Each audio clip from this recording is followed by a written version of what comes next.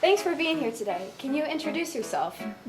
Sure, I'm Ron, a certified dog lover, professional belly rubber, and unfortunately a recent victim of heartbreak, courtesy of my dog King, who deciding it was time to chase squirrels in the sky. I'm so sorry for your loss. Losing a pet is tough.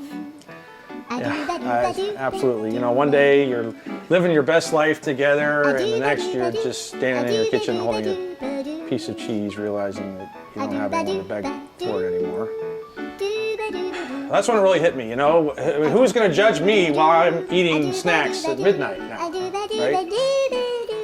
That's heartbreaking, but also weirdly relatable. What was the hardest part for you?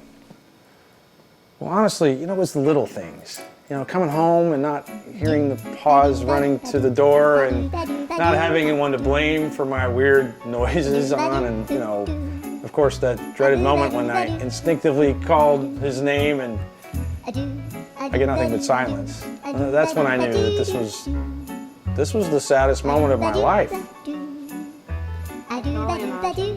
Did you find any way to cope with it? Well, at first it was just me and my couch and my shameful amount of ice cream, you know. But after a few days of emotional eating, I realized that King wouldn't have wanted this for me, so he would have wanted me to drop food on the floor for him. So I started looking at old pictures and telling embarrassing stories about King to anyone who would listen, you know. And eventually I just stopped ugly crying every time I saw a dog commercial. And progress. Sounds like a journey. What's the biggest lesson you've learned so far from this?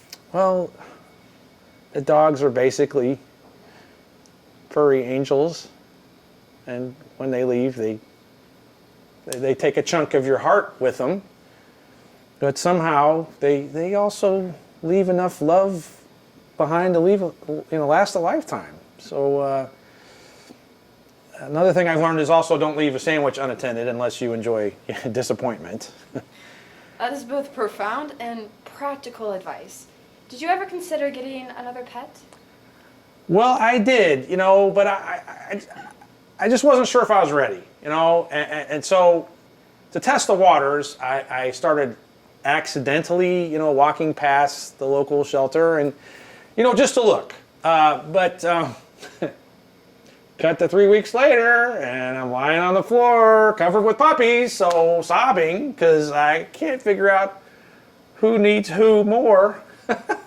Spoiler alert, they got it, and I caved. So. That's amazing. So, what's life like now? Oh, what's different? You know, King will always have a special place in my heart, but I realize that love isn't about replacing, it's about expanding. You know, and so now I have Coffee, who has her own little weird habits and her own way of stealing my food and her own way of making me laugh. And honestly, I think King would approve.